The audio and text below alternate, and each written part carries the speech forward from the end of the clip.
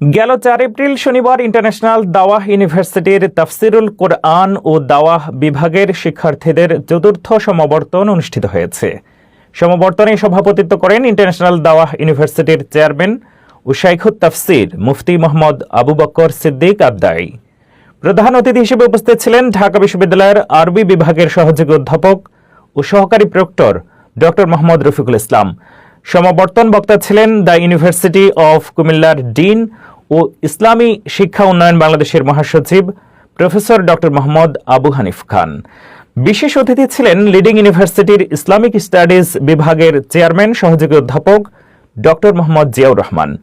স্বাগত বক্তব্য রাখেন ইন্টারন্যাশনাল দাওয়াহ ইউনিভার্সিটির রেজিস্ট্রার মোহাম্মদ ওমর ফারুক রহমানী এবং সঞ্চালনায় ছিলেন কোঅর্ডিনেটর ও লেকচারার মুফতি শামীম হোসেন সাবিতি।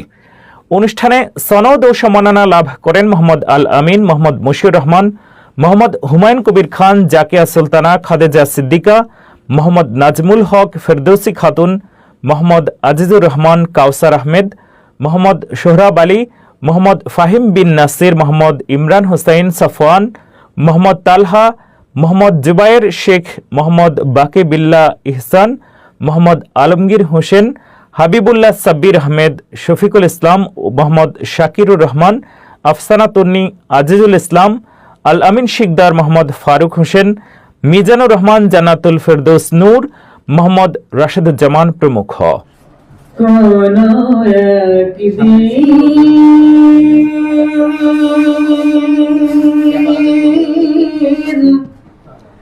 এদেশের আকাশে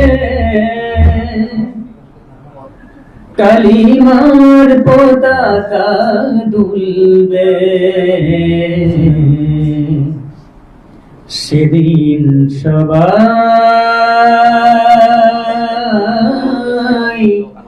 খোদাই বিধান পে দুঃখ বেদনা ভুলবে, সেদিন সবাই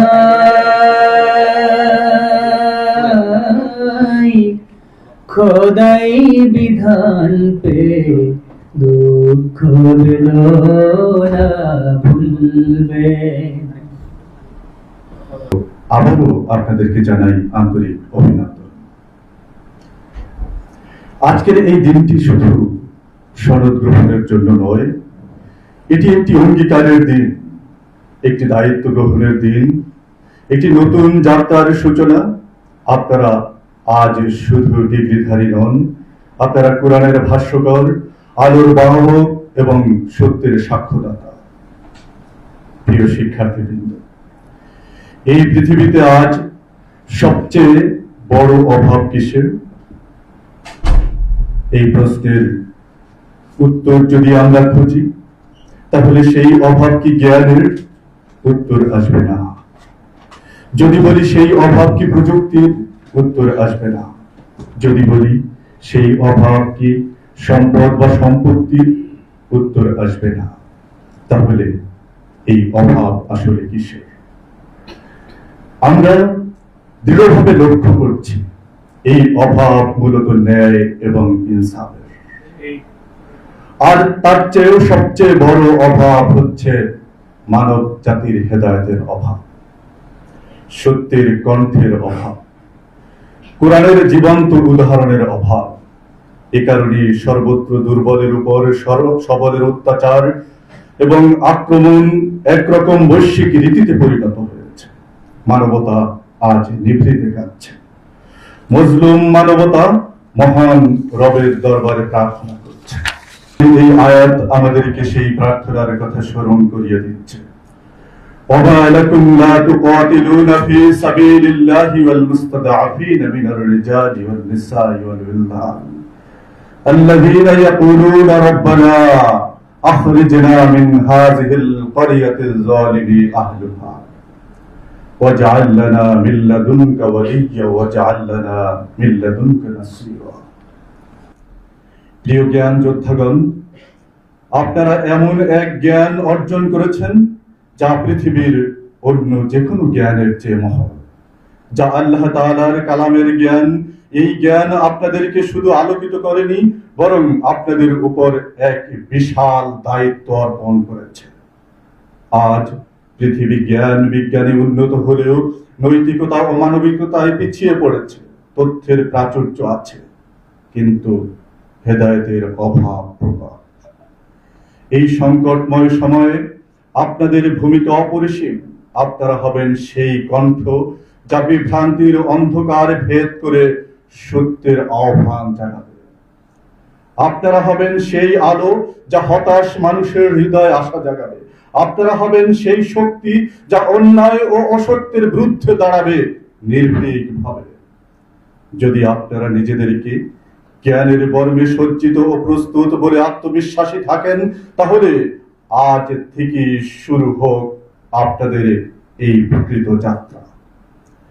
যেখানে যাবেন সত্যকে ছড়িয়ে দিবেন, যা বলবেন ন্যায়ের পক্ষে বলবেন, যেভাবে বাঁচবেন কোরআনের আলোয় বাঁচবেন। বাধা যতই আসুক, কোরআনের মালিক আপনাকে নিজ জিম্মায় হেফাজত করবেন, যেভাবে কোরআনকে হেফাজত করার ঘোষণা দিয়েছেন। হে ইসলামের রাহবারগণ, আপনাদের কাজ হবে মুসলিম মিল্লাতের পিতা হযরত ইব্রাহিম আলাইহিস সালামের প্রার্থনা, রব্বানা ওয়া বা'স ফীহিম রাসূলাম মিনহুম ইয়াতলু আলাইহিম আয়াতিকা ওয়া ইউআল্লিমুহুমুল কিতাবা ওয়াল হিকমাতা ওয়া ইউযাক্কিহিম ইন্নাকা আনতাল আসিসুল হাকীম। হে আমাদের রব, তাদের মধ্য থেকে তাদের নিকট একজন রাসূল প্রেরণ করুন, যিনি তাদের কাছে আপনার আয়াত সমূহ তেলাওয়াত করবেন, তাদেরকে কিতাব ও হিকমত শিক্ষা দেবেন এবং তাদেরকে পবিত্র করবেন। নিশ্চয়ই আপনি মহা পরাক্রমশালী, মহাজ্ঞানী। হে মুফাসসিরগণ, মনে রাখবেন, মহাগ্রন্থ আল কুরআন কেবল তিলাওয়াত বা পাঠ করার জন্য নয়, বরং এটি এসেছে সমাজ রাষ্ট্রের বিধান বাস্তবায়নের জন্য। মহাগ্রন্থ আল কুরআন কেবল গবেষণার বিষয় নয়, বরং এই কুরআন হলো মানব জীবনের পথ নির্দেশ।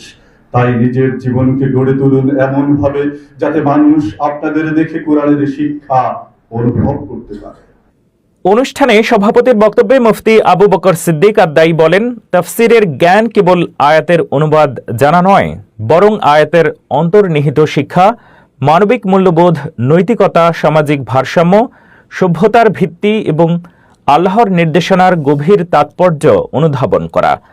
একজন তাফসীরের শিক্ষার্থী কেবল একজন পাঠক নন, তিনি একজন গবেষক, একজন চিন্তাবিদ, একজন ব্যাখ্যাকার, একজন সমাজ সংস্কারক এবং সর্বোপরি একজন দায়িত্বশীল দায়ী। আজ আপনারা যে সনদ গ্রহণ করছেন তা শুধু একটি ডিগ্রি নয়, এটি একটি আমানত। এই সনদ আপনাদের উপর এমন একটি দায়িত্ব অর্পণ করছে যার মাধ্যমে আপনাদের সমাজে সত্য, ন্যায়, সহমর্মিতা, সৌন্দর্য, শালীনতা ও মানব কল্যাণের বার্তা পৌঁছে দিতে হবে। আপনাদের কাজ হবে কোরআনের আলোকে মানুষকে সঠিক পথ দেখানো, বিভ্রান্তির জবাব দেওয়া, তরুণ প্রজন্মকে নৈতিকতার পথে ফিরিয়ে আনা, পরিবারকে সুসংহত করা এবং সমাজে শান্তি ও ভারসাম্য প্রতিষ্ঠায় কাজ করা। ইন্টারন্যাশনাল দাওয়াহ ইউনিভার্সিটির লক্ষ্য কেবল ডিগ্রিধারী তৈরি করা নয়, বরং এমন এক প্রজন্ম গড়ে তোলা যারা নৈতিকভাবে দৃঢ়, আধ্যাত্মিকভাবে সমৃদ্ধ, চিন্তায় পরিশীলিত এবং মানব কল্যাণে নিবেদিত থাকবে। আমরা এমন শিক্ষার্থী চাই যারা কোরআন ও সুন্নাহর আলোকে বিশ্বকে ইতিবাচক পরিবর্তনের পথে নেতৃত্ব দিতে পারবে। কোরআনের আলোকে আমরা আমাদের সমাজকে পরিবর্তন করতে চাই। কোরআনের আলোকে আমরা আমাদের পরিবারের রীতিনীতি পরিবর্তন করে নবীজির সুন্নাহের অনুসরণে যথাযথভাবে সাজাতে চাই। কোরআনের অনুসরণে এই সমাজ রাষ্ট্রকে নতুন করে সাজাতে চাই। সেই লক্ষ্য বাস্তবায়নে হয়তো কিছু প্রয়াস মাত্র হচ্ছে।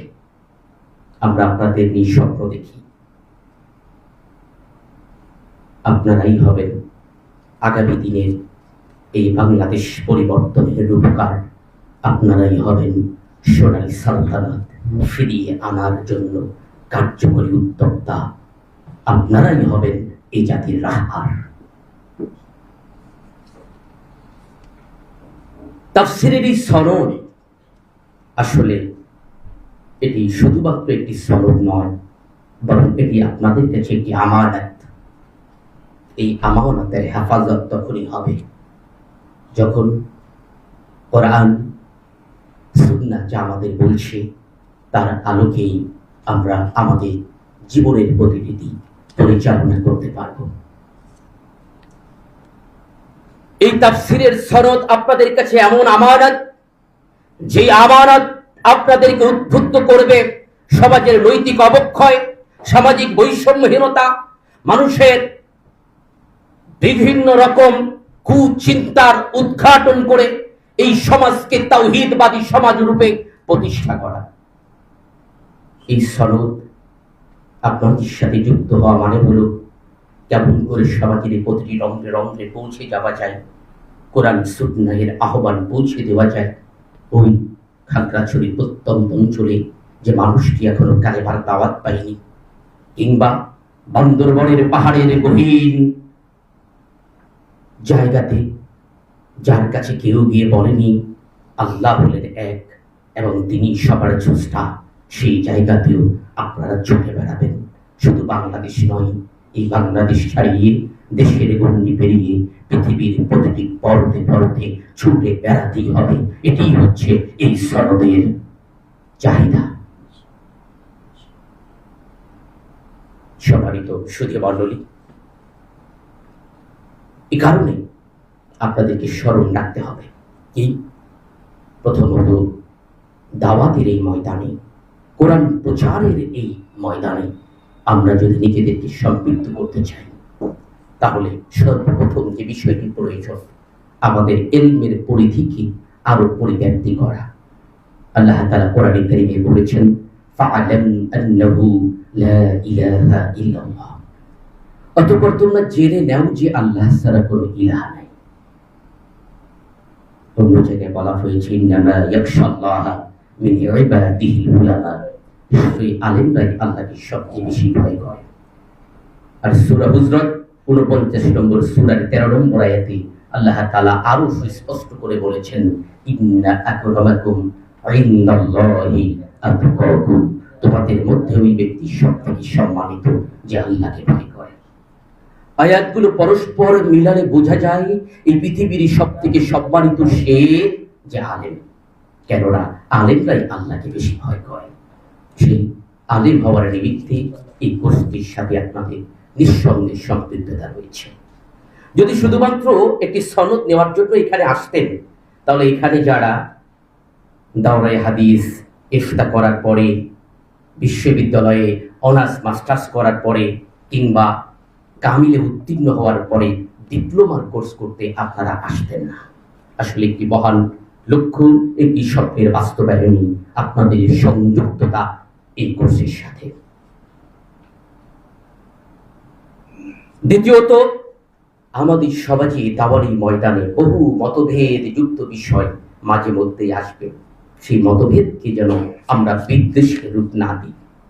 আর একজন অন্য বিষয়ে আমার মতের সাথে মিলছে না, এর মানে এই নয় যে আমি তাকে হেয় করা, তাকে ছোট করার প্রয়াসে লিপ্ত হব, বরং আমি হিকমার সাথে এই মতভেদগুলোকে এড়িয়ে যাব। যদি ত্রুটি থাকে তার শুভাকাঙ্ক্ষী রূপে উপস্থাপন করে এগিয়ে যাব, যেন বাতিলরা আমাদের পরস্পর কাদা ছড়াছড়ি দেখে হাসাহাসি না করে।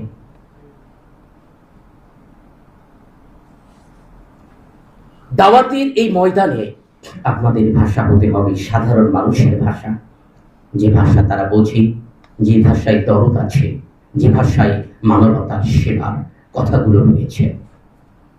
হযরত আলী রাদিয়াল্লাহু তাআলার একটি বক্তব্য আছে, সেবার পুরস্কার হলো নেতৃত্ব। আমরা যত বেশি সেবা দিতে পারবো, তত বেশি নেতৃত্ব আমাদের কাছে আসবে। এই সমাজে যতক্ষণ পর্যন্ত সব নেতৃত্ব প্রতিষ্ঠিত না হবে, এই সমাজে যতক্ষণ পর্যন্ত ওলামায়ে কেরাম নেতৃত্বের আসলে সমাসীন না হবে, কশ্চিন কালেও এই সমাজকে পরিবর্তন করা সম্ভব নয়। এই সমাজ থেকে দুর্নীতি, রাহাজানি, অত্যাচার, নির্যাতন দূরীভূত করা সম্ভব নয়। এ কারণে আমাদের অনেক বেশি প্রয়োজন চারিত্রিক মাধুর্যতা। মুখে বললাম কিন্তু বাস্তব জীবনের সাথে মিল নেই, যা আমাদের অনেকেরই বাস্তবতা। এ কারণে আমাদের বক্তব্যগুলো মানুষ শুনতে চায় না। এমনকি আমার প্রতিবেশী, আমার বাড়ির আশপাশের লোকজন, তারাই আমাকে নিয়ে সমালোচনা করে। তাহলে আমি কি করে আমার এই দাওয়ার এই মিশনকে সফল করব? সুতরাং এমন চারিত্রিক মাধুর্যতা আমাদের অর্জন করা দরকার, যে চারিত্রিক পরশে মানুষ বুঝবে যে মানুষ এই কোরআনের এলম অর্জন করেছে, সে নিজেকে যেমন পরিবর্তন করেছে, নিঃসন্দেহে এই ব্যক্তি এই সমাজকে পরিবর্তন করতে সক্ষম। দাওয়াতের এই ময়দানে প্রযুক্তিগত জ্ঞান অনেক বেশি জরুরি। নবী সাল্লাল্লাহু আলাইহি ওয়াসাল্লাম যে সময় এসেছিলেন সেটা ছিল কাব্য সাহিত্যের যুগ। এই কারণে আরবি সাহিত্যের সব থেকে বড় বড় কবিদের আবির্ভাব ঘটেছিল নবীজির আগমনের আগে পরে মিলিয়ে। আমরা বর্তমানে যে যুগে আছি, এই যুগটি হচ্ছে মিডিয়ার যুগ, প্রযুক্তির যুগ। এই সময়ে প্রযুক্তিকে যে যত বেশি কাজে লাগাতে পেরেছে, সে তত বেশি সফলতা পেয়েছে। সুতরাং দাওয়াতের এই ময়দানে প্রযুক্তিকে কাজে লাগিয়ে দাওয়াতের প্রতিটি পরতে পরতে আমাদের ছড়িয়ে বেড়াতে হবে ইনশাআল্লাহ। সর্বোপরি মানব কল্যাণ এবং সমাজ সেবার দিকে আমাদের লক্ষ্য রাখতে হবে। একান্ত প্রিয় শিক্ষার্থীবৃন্দ, diploma in Tafsirul Quran and দাওয়া এই কোর্সটির সম্পর্ক দুটি বিষয়ের সাথে। প্রথমত কোরআন, দ্বিতীয়ত দাওয়া। যে কোরআন আপন মহিমায় ভাস্বর, চিরকল্যাণকর, অপ্রতিদ্বন্দ্বী, মানব মুক্তির মহাস্মারক, মুসলিম মিল্লাতের অমূল্য সম্পদ, বিশ্ব মানবতার মুক্তির কাণ্ডারী, নবীকুল শিরোমণি মুহাম্মদ মুস্তাফা আহমদ মুজতবা সাল্লাল্লাহু আলাইহি ওয়াসাল্লামের সর্বশ্রেষ্ঠ এবং জীবন্ত মুজিজা। এ কোরআনের শুরুতেই দ্বিতীয়তম সূরার ২ নম্বর আয়াতে আল্লাহ তাআলা বিশ্ববাসীর সম্মুখে চ্যালেঞ্জ ছুড়ে দিয়ে বলেছেন, যালিকাল কিতাবু লা রাইবা ফি হুদাল লিল মুত্তাকিন। যালিকাল কিতাবু লা রাইবা ফি, this is the book in it is guided sure without doubt. এটা এমন একটা কিতাব যার মধ্যে সন্দেহের অবকাশ নেই, যা মানুষকে নিশ্চিত পথ দেখাতে পারে। সেই কোরআনের আলোকে আমরা চেষ্টা করেছি সংক্ষিপ্ত সময়ের মধ্যে হলেও তাফসীরকে একটু প্র্যাকটিক্যালি ভাবে আপনাদের হৃদয়াঙ্গন করতে। বাংলাদেশের অন্যান্য ইউনিভার্সিটি মাদ্রাসাগুলোতে তাফসীরের যে বিভাগটি আছে সেটি অনেকটা পুঁথিগত বিদ্যার মতো, মানে কিতাবী দিকটি বেশি প্রাধান্য দেওয়া হয়, কিন্তু এখানে আমরা প্রাধান্য দিয়েছি তাফসীর এবং দাওয়ার প্র্যাকটিক্যাল দিকগুলো। কিভাবে আপনি মানুষের সামনে কথা বলবেন, তাফসীর করার জন্য কোন বিষয়গুলো আপনাকে লক্ষ্য রাখতে হবে, কোন আয়াত নির্বাচনের পদ্ধতি কি, ওই আয়াতের শিক্ষাগুলো কি, তার সাথে আমাদের সমাজে বাস্তব জীবনের সম্পর্ক কোথায়, এই বিষয়গুলোই আমরা উপলব্ধি করানোর চেষ্টা করেছি এই কোর্সের মধ্য দিয়ে। একই সাথে দাওয়াতের ময়দানে দায়ের গুণ কি, দাওয়াতের পথে যত সমস্যা আসে, সেই সংকট আসে, তা উত্তরণের পথ কি, কিভাবে আমরা অমুসলিমের কাছে দাওয়াত প্রদান করব, কিভাবে দাওয়াতের নীতিমালা সংক্রান্ত কোরআনে কারীমের যে আয়াতগুলো আছে, যেমন উদউ ইলা সাবিলি রাব্বিকা বিল হিকমাতি ওয়াল মাউইযাতিল হাসানাতি ওয়াজাদিলহুম বিল্লাতী হিয়া আহসান। দেখো তোমার রবের দিকে হিকমা ও নসিহত সহকারে আর বিতর্ক কর উত্তম পন্থায়। সেই হিকমাটা আসলে কি, বিতর্কের নীতিমালাটা কি, উত্তম পন্থায় টাকার আসল রহস্য কি, তাই আমরা আপনাদেরকে উপলব্ধি করানোর চেষ্টা করেছি। ইস্তেদাদুত তাফসীরে আমরা এই বিষয়টি উপস্থাপন করার চেষ্টা করেছি, কিভাবে আমরা তাফসীর তৈরি করব, কোরআনের কোন জায়গা দিয়ে কিভাবে নোট করব, কিভাবে মানুষের সম্মুখে আমরা কথা বলব।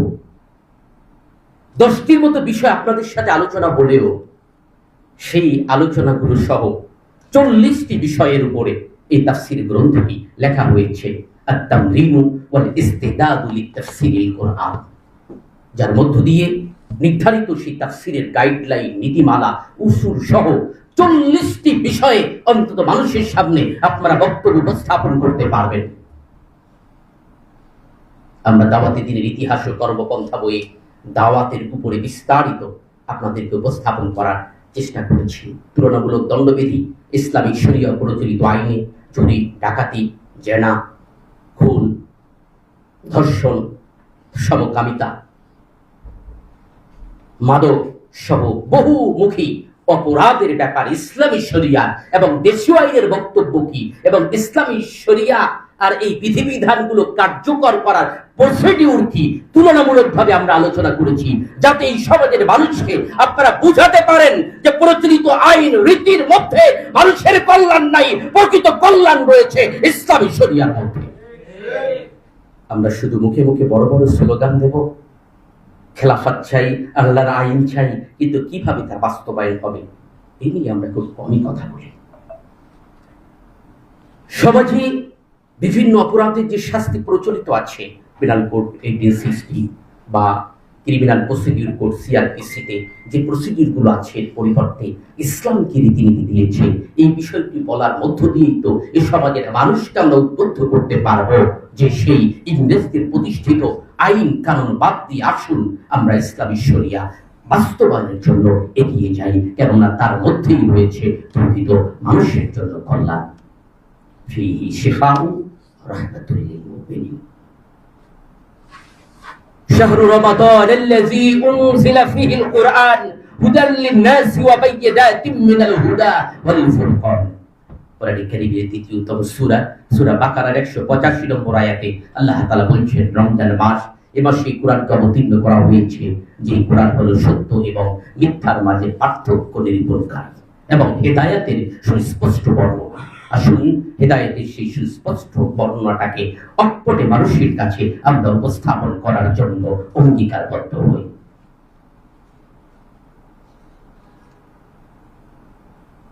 সম্মানিত সুধী মণ্ডলী, ইন্টারন্যাশনাল দাওয়া ইউনিভার্সিটি প্রতিষ্ঠার ছোট্ট একটি ইতিহাসের বর্ণনা করে আমার আলোচনার ইতি টানতে চাই। আমরা 2011 সালে ওলামা ইকরামদেরকে ঐক্যবদ্ধ করার জন্য একটি পরিষদ গঠন করেছিলাম, যার নাম ছিল বাংলাদেশ ইসলাম প্রচার পরিষদ। আজকে এখানে যাদেরকে দেখছেন অনেকেই সেই পরিষদের সাথে সম্পৃক্ত। আমাদের সম্মানিত প্রধান অতিথি, তিনি ওই পরিষদেরই সেন্ট্রাল গবেষণা বিভাগের ভাইস প্রেসিডেন্ট ছিলেন। আমাদের দাওয়া ইউনিভার্সিটির যিনি রেজিস্ট্রার, তিনি ওই পরিষদেরই কেন্দ্রীয় প্রচার ও প্রকাশনা সম্পাদক ছিলেন। আজকে যিনি উপস্থাপক, তিনি ওই পরিষদের কেন্দ্রীয় প্রচার বিভাগের সদস্য এবং খুলনা বিভাগের সেক্রেটারি ছিলেন।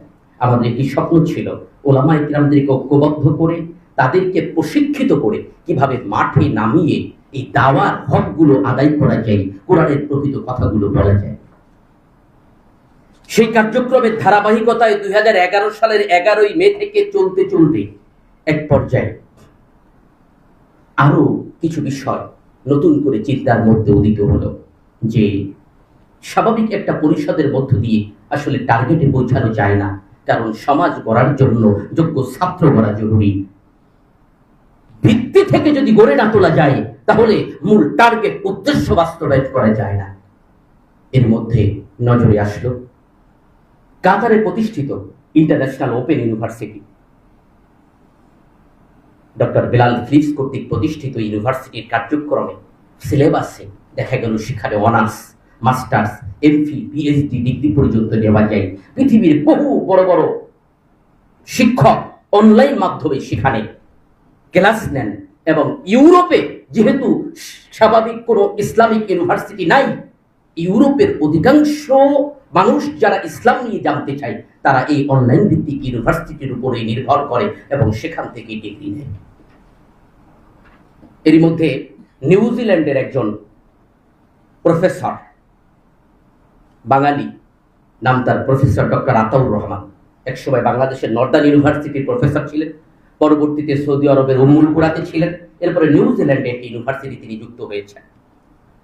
তিনি হঠাৎ করে একদিন আমাকে নক করলেন যে নিউজিল্যান্ডে একটি ইনস্টিটিউট করতে চাই, যেটা কিছুটা ইন্টারন্যাশনাল ওপেন ইউনিভার্সিটির আদলে, কিন্তু এটা ইউনিভার্সিটি নয়, এটা হবে একটা ইনস্টিটিউট। তিনি নাম প্রস্তাব করলেন আল হেরা ইনস্টিটিউট। এখানে কিছু কোর্স তিনি ওপেন করতে চান, একটা সিলেবাসও তিনি তৈরি করেছেন। আমাকে ইমেইল করে দিলেন যে এগুলো আপনি একটু দেখবেন, সিলেবাসে কোনো সংযুক্তি দরকার হলে তাও করবেন, এবং এই পরামর্শের আলোকেই আমরা আগাতে চাই। এই দুটি বিষয়ের পরে আমার চিন্তার মধ্যে আসলো যে বাংলাদেশে এখনো ইউজিসি কর্তৃক কোনো অনলাইন ইউনিভার্সিটির অনুমোদনের সুযোগ না হলেও আমরা অন্তত দাওয়াতের নেওয়াতে তাফসিরকে প্র্যাকটিক্যালি অনুধাবনের জন্য সমাজের বিভিন্ন জায়গায় ছড়িয়ে থাকা ওলামা ইকরাম, সমাজের বিভিন্ন জায়গায় ছড়িয়ে থাকা দায়ীদেরকে আমরা কয়েকটি কোর্সের মধ্যে অন্তর্ভুক্ত করে হয়তো দাওয়াতের ময়দানের এই ঘাটতি পূরণ করতে পারি। সেটি সার্টিফিকেটের জন্য মুখ্য নয়, বরং তার আসল টার্গেট হচ্ছে বাংলাদেশের এই দাওয়াতের ময়দানকে আরো শানিত করা। সেই লক্ষ্যেই ইন্টারন্যাশনাল দাওয়া ইউনিভার্সিটি প্রতিষ্ঠিত হলো। আমাদের সেই স্বপ্ন, আমাদের সেই লক্ষ্য যে দাওয়া ইউনিভার্সিটির বিস্তৃতি ক্রমান্বয়ে এগিয়ে যাবে দূরে, বহু দূরে। এই দাওয়া ইউনিভার্সিটির আলো বিকশিত হবে গোটা বিশ্ব জগৎ জুড়ে, যেভাবে থিম সং এর মধ্যে আমাদের প্রিয় ছাত্র জাতীয় পুরস্কার প্রাপ্ত মোহাম্মদ অলিউল্লাহর কণ্ঠে আপনারা শুনেছেন। সেই লক্ষ্যে যেন আমরা এগিয়ে যেতে পারি। ইতিপূর্বের অনুষ্ঠানগুলো আমরা ইফতা, উলুমুল হাদিস একসাথে, তাফসির একসাথে করেছি। এটি প্রথম আলাদাভাবে আমরা আয়োজন করেছি, এবং দাওয়া ইউনিভার্সিটির উপযুক্ত অতিথিরা আজ আপনাদের মাঝে হাজির হয়েছেন, যারা তাদের মূল্যবান বক্তব্য এখানে উপস্থাপন করেছেন। সম্মানিত অতিথিদের কাছেও আমার বিনীত আবেদন, এই ময়দানে আপনাদের অভিজ্ঞতা আমার থেকে হাজার হাজার গুণ বেশি।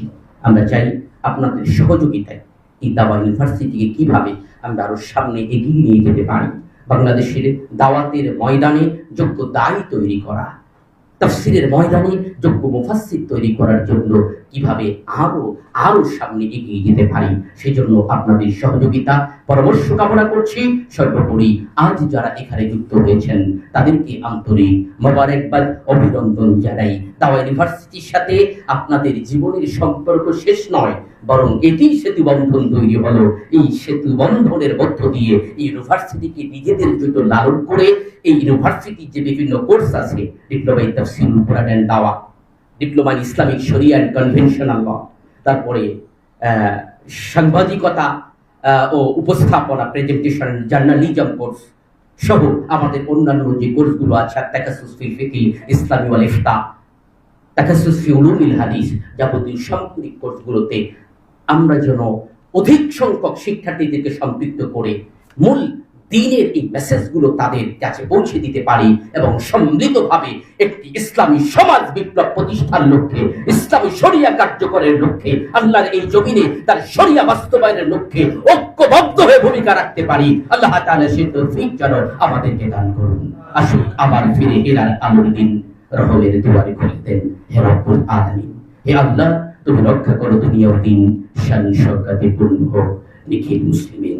জাগো মুসলিম জাগো, তোমরা কোনো ভীরু কাপুরুষ জাতি নও, কোনো অসহায় নিঃসম্বল নও, তোমাদের রুধির ধারায় বহমান ইমানি তারুণ্যের জয়গান। আল্লাহর সহযোগিতা তোমার পক্ষে, আমি কোরআন তোমার পক্ষে। পৃথিবীর কোনো শক্তি দমাতে পারেনি তোমাদের, পারবে না কোনোদিন ইনশাআল্লাহ। আমাদের এই দাওয়াত আপনারা সবার কাছে পৌঁছে দেবেন, এই প্রত্যাশা রেখে আজকের মতো এখানেই বক্তব্যের ইতি টানছি। ওয়াখিরু দাওয়ানা আলহামদুলিল্লাহি রাব্বিল আলামিন। আসসালামু আলাইকুম ওয়া রাহমাতুল্লাহি